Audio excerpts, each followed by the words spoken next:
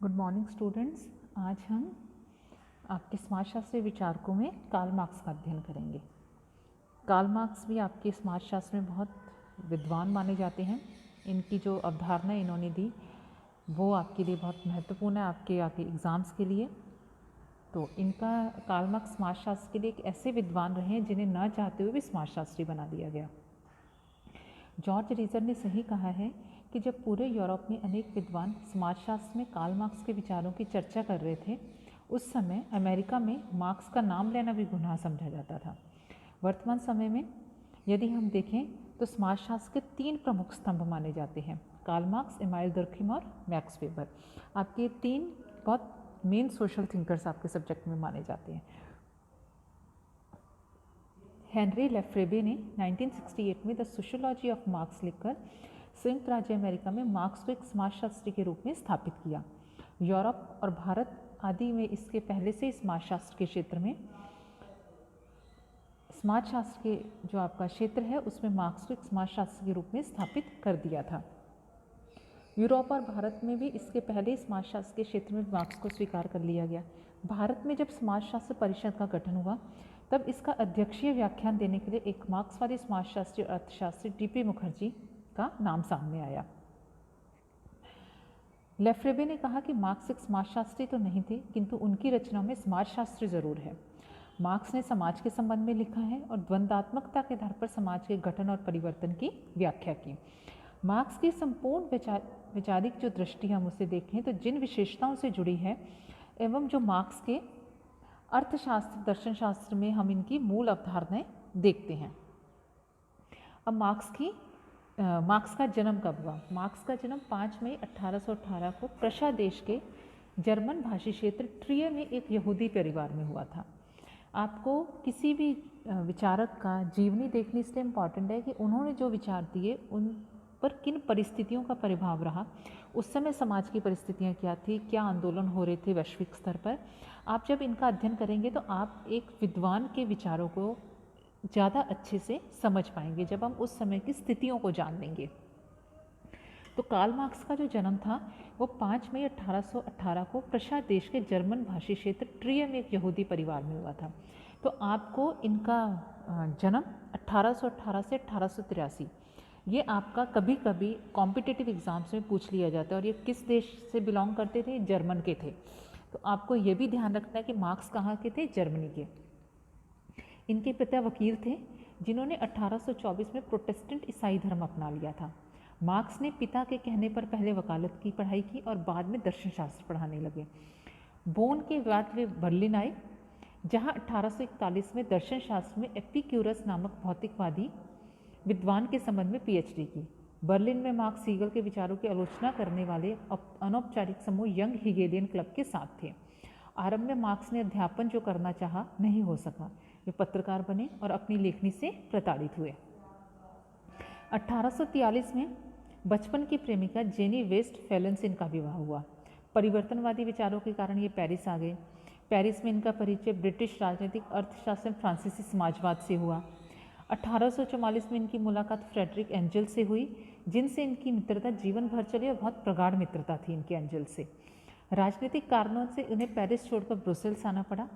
1847 में मार्क्स एक गुप्त संगठन कम्युनिस्ट लीग के सदस्य हुए। 1848 की क्रांति के समय मार्क्स को ब्रुसेल्स से निकाल दिया गया। वे पुनः जर्मनी आए, क्रांतिकारी गतिविधियों में भाग लिया, पर वहाँ से निकाले गए। 1849 में वे इंग्लैंड चले गए, नौकरी की तलाश की जो नहीं मिली। 1852 से लंदन के अजायब घर के पुस्तकालय में इन्होंने नियमित रूप से पढ़ा। 1864 में मजदूरों का अंतर्राष्ट्रीय संगठन बनाया। लंदन प्रवास में दरिद्रता से जूझे, पढ़ते लिखते संघर्ष करते 14 मार्च 1883 में लंदन में ही मार्क्स का निधन हो गया। तो अब हम मार्क्स की रचनाएं देखें कि मार्क्स ने जो अपने महत्वपूर्ण जो अवधारणाएं थी वो उनकी महत्वपूर्ण कौन कौन सी कृतियाँ थी। इन कृतियों के नाम याद रखिएगा। कई बार वो पूछ लेता है एग्जाम में, जैसे जर्मन आइडियोलॉजी इनकी कृति थी, तो वो आपको क्वेश्चन दे देगा जर्मन आइडियोलॉजी निम्न में से किस विद्वान की कृति है, तो आपको पता होना चाहिए मार्क्स की कृति है। मार्क्स ने अपने जीवन में खूब लेखन कार्य किया। संभवतः उनकी सर्वप्रथम गंभीर पुस्तक अर्थशास्त्र एवं दर्शनशास्त्र संबंधी पांडुलिपि 1844 थी, कुछ समय बाद खो गई। वह बाद में मिली एवं 1932 में उसे गुंदरीसे नाम से प्रकाशित किया गया। 1845 में एंजल्स के साथ मिलकर उन्होंने पहले जर्मन दार्शनिकों की आलोचना करते हुए द होली फैमिली लिखी और फिर जर्मन आइडियोलॉजी नामक पुस्तक लिखी। 1847 में उन्होंने प्रूदों की पुस्तक द फिलॉसफी ऑफ पॉवर्टी की निर्मम आलोचना की और अपनी पुस्तक लिखी द पॉवर्टी ऑफ फिलॉसफी। उनकी किसकी बुक थी? प्रूदों की थी फिलॉसफी ऑफ पॉवर्टी और इन्होंने लिखी पॉवर्टी ऑफ फिलॉसफी। 1848 में मार्क्स और एंजल्स ने कम्युनिस्ट मैनिफेस्टो लिखा। इसी में इनका बहुत प्रसिद्ध कथन जो है कि दुनिया के मजदूरों एक हो जाओ, आपके पास खोने के लिए कुछ भी नहीं और पाने के लिए पूरा विश्व है। ये प्रसिद्ध कथन जो है इनका इसी में लिखा गया। इसके बाद 1850 में रिवोल्यूशन ऑफ द एंटीथ ब्रूमेयर लिखा। 1853 में अमेरिका के ट्रिब्यून नामक अखबार के लंदन संवाददाता हो गए। इस अखबार में लिखते हुए उन्होंने 1857 के भारतीय संघर्ष को पहली बार भारत का प्रथम स्वतंत्रता संग्राम कहा। 1859 में उन्होंने a contribution to the critique of political economy लिखा। इस पुस्तक में उन्होंने समाजशास्त्रीय आधारों की विस्तार से चर्चा की। 1867 में उनकी सबसे महत्वपूर्ण पुस्तक दास कैपिटल का प्रकाशन हुआ। उनके जीवन काल में कोई अन्य पुस्तक प्रकाशित न हो सकी। उनकी तैयार पांडुलिपियों के आधार पर उनके मित्र एंजल्स ने पूंजी का द्वितीय एवं तृतीय खंड प्रकाशित किया। इन्हीं पुस्तकों से जुड़ी हुई मार्क्स की एक पुस्तक the theory of surplus value का प्रकाशन भी एंजल्स ने करवाया। अब हमने मार्क्स का जीवन देखा कि उनका बर्थ 1818 में हुआ और उनकी जो मृत्यु है वो 1883 में होती है। वे जर्मन के थे। उनकी रचनाएं देखी कि रचनाएं कौन कौन सी हैं आपकी? जर्मन आइडियोलॉजी, कम्युनिस्ट मैनिफेस्टो, आपकी poverty of philosophy, a contribution to the critique of political economy, ये कृतियाँ रही उनकी। अब उनकी उस समय की हम उनकी सामाजिक, आर्थिक और राजनीतिक पृष्ठभूमि को भी देखेंगे। मार्क्स का काल विशेष रूप से 19वीं शताब्दी का मध्यकाल समस्त यूरोप में उद्योग एवं पूंजीवाद की प्रगति का काल था।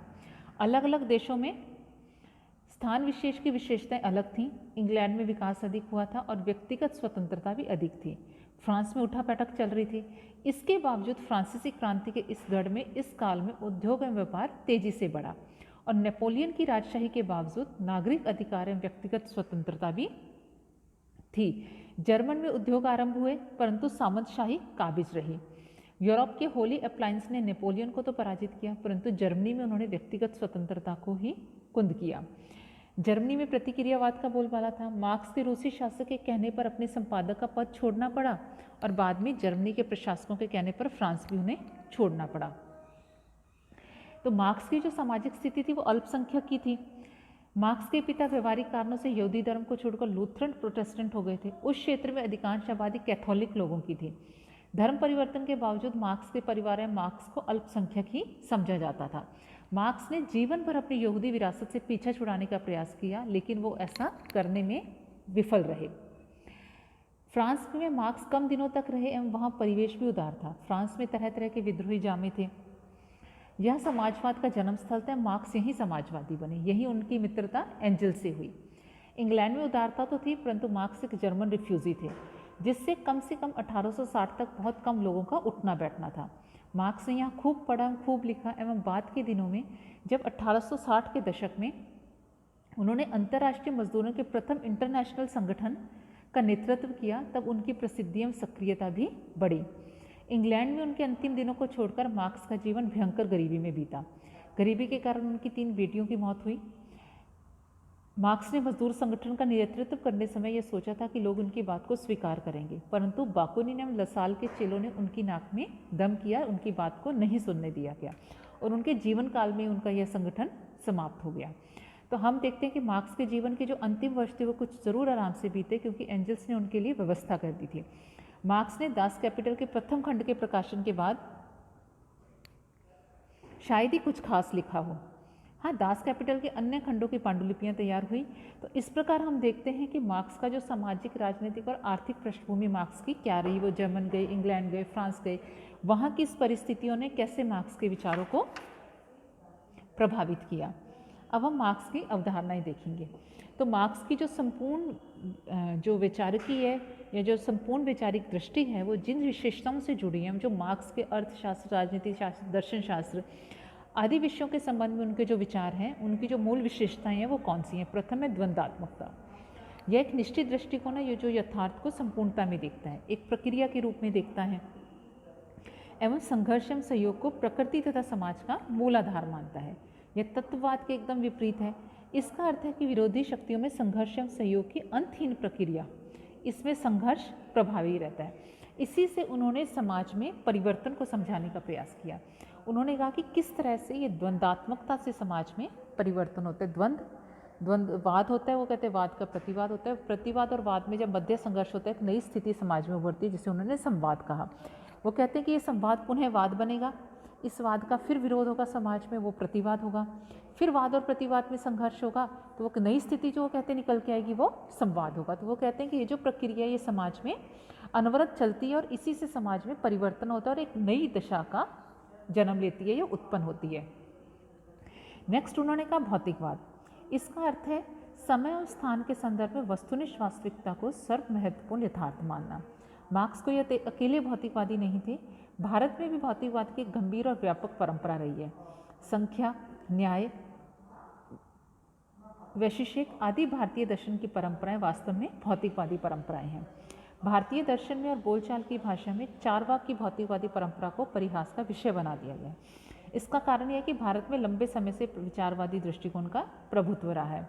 तो हमने पहली उनकी देखी द्वंद्वात्मकता, दूसरी थी भौतिकवाद, तीसरी थी ऐतिहासिकता। मार्क्स मानते हैं कि प्रत्येक घटना और प्रत्येक सामाजिक स्वरूप इतिहास की पृष्ठभूमि में विकसित हुआ। विश्लेषण व्याख्या के लिए इतिहास की जानकारी जरूरी है।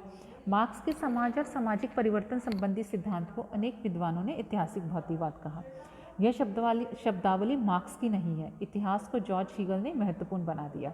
तो हम जब इनका आगे अध्ययन करेंगे परिवर्तन के सिद्धांत का, तो हम देखेंगे कि इन्होंने समाज के विकास की क्या अवस्थाएं बताई। उसके लिए वे इतिहास में जाते हैं और प्रथम अवस्था क्या थी, द्वितीय क्या थी, तृतीय क्या थी, तो पूरा इन्होंने उसमें बताया। और उसमें दो वर्ग कौन से रहे जब वो वर्ग संघर्ष की बात करते हैं तब। चौथी अवधारणा है उनकी वर्ग विश्लेषण। मार्क्स के समाजशास्त्र में वर्ग न केवल एक विषय और शीर्षक है, बल्कि यह एक दृष्टि है, समाज को समझने का एक तरीका है। वर्ग विभाजित समाज में संरचना, संस्कृति एवं सृजन के वर्गीय आधारों को जानना जरूरी है। नेक्स्ट है इनकी वर्ग संघर्ष। कार्ल मार्क्स की भौतिक दृष्टि में द्वंद्वात्मकता का केंद्रीय स्थान है। समाज में द्वंद्वात्मकता और अंतर विरोधों का एक आयाम वर्ग संघर्ष है। मार्क्स ने कहा कि अब तक का इतिहास, मानव इतिहासों का जो इतिहास है वो वर्ग संघर्षों का इतिहास है। तो इस तरह हमने देखा कि मार्क्स की जो वैचारिक विशेषताएं हैं वो क्या थी। द्वंद्वात्मकता, भौतिकवाद, ऐतिहासिकता, वर्ग विश्लेषण, वर्ग संघर्ष। वर्ग संघर्ष का जो इनका अध्ययन है वो बहुत अधिक है। इन्होंने कैसे प्रत्येक समाज के इतिहास की अवस्था में दो वर्ग बताए। दो वर्ग किस प्रकार से फिर वो कहते हैं कि इनके मध्य संघर्ष होता है। ये संघर्ष फिर वो कहते हैं कि समाज की एक नई अवस्था को उत्पन्न करता है। इससे वो कहते हैं कि फिर वो जो नई अवस्था आएगी उसमें वो कहते हैं पुनः दो वर्ग उत्पन्न होंगे। इन दो वर्गों में वो कहते हैं कि फिर संघर्ष होगा। इस संघर्ष की जब वो बात करते हैं तो इसमें आपका जो द्वंद्वात्मकता है ना, वाद, प्रतिवाद और संवाद की बात हमने अभी थोड़ी देर पहले की थी, ये लागू होता है। इसमें वो कहते हैं कि प्रत्येक वर्ग संघर्ष में, वो जब वर्गों में संघर्ष होगा तो वो कहते हैं कि वाद, प्रतिवाद और संवाद का ये जो क्रम है ये चलेगा। तो इसी से वो कहते हैं कि समाज में परिवर्तन होगा और अंततः वो कहते हैं कि समाज में समाजवाद की स्थिति आएगी जिसमें कोई वर्ग नहीं होगा और वर्ग संघर्ष नहीं होगा। इसी आधार पर हम देखते हैं कि विद्वानों के द्वारा मार्क्स की आलोचना की गई कि क्या हम समाजवाद को समाज के विकास की अंतिम अवस्था माने, क्या इसके बाद परिवर्तन नहीं होगा। तो इसी आधार पर मार्क्स की बहुत ज़्यादा आलोचना की गई। तो इनकी जो हमने आज की जो वीडियो में देखा कि समाज की बेसिकली मार्क्स की जीवनी, इस जीवनी को पढ़ाने का आपका उद्देश्य क्या था कि एक तो आप जानें कि मार्क्स ने जो द्वंद्वात्मक भौतिकवाद का सिद्धांत दिया, मार्क्स का वर्ग संघर्ष का सिद्धांत है, इन सिद्धांतों के पीछे क्या परिस्थितियां थी, क्या उस समय की समाज की स्थितियां थी जिनसे प्रभावित होकर मार्क्स ये सिद्धांत देते हैं। दूसरा, आप ये हमेशा याद रखें कि इनका जन्म कब हुआ, 1818 से 1883, और ये जर्मनी से थे। ये कभी कभी आपके जैसे मार्क्स दे दिया जाएगा, दुर्खिम दे दिया जाएगा, वेबर दे दिया जाएगा और उनके सामने उनके बर्थ ईयर दे दिए जाएंगे, बर्थ और डेथ ईयर, तो आपको मैच करना है। तो आपको ये भी ध्यान रखना है कि दुर्खिम का बर्थ ईयर क्या था और मार्क्स का बर्थ ईयर क्या है। तो मार्क्स का बर्थ ईयर आपका क्या है, 1818 से 1883, जबकि जो दुर्खिम का बर्थ ईयर है वो 1858 से 1917 का रहा। तो आप इसको थोड़ा सा क्रम वाइज दिमाग में रखिए कि पहले कौन से विद्वान का जन्म होता है, फिर कौन से विद्वान आते हैं हमारे, फिर क्या आते हैं। और तीसरी बात, इनकी रचनाएं आपकी जर्मन आइडियोलॉजी है, कम्युनिस्ट मैनिफेस्टो है, आपका जर्मन आइडियोलॉजी है, कम्युनिस्ट मैनिफेस्टो है, इनको आप द फिलॉसफी ऑफ पॉवर्टी है, इनको आप दिमाग में रखें कि इन्होंने ये कौन कौन सी रचनाएं थी जिसमें इनके सिद्धांतों की बात की जाती है। तो ये आपका आज का वीडियो था जिसमें हमने मार्क्स की जीवनी को समझा। बेसिकली लाइफ स्केच क्या होता है कि किसी विद्वान की जीवनी को समझते हैं हम, कि उन्होंने अपना जो जीवन था वो किस तरह की परिस्थितियों में गुजारा, उनके जो ऐसे विचार थे वो कैसे हुए, उनकी कौन कौन सी कृति या रचनाएं प्रकाशित हुई। तो इसे आप ध्यान में रखिएगा। धन्यवाद।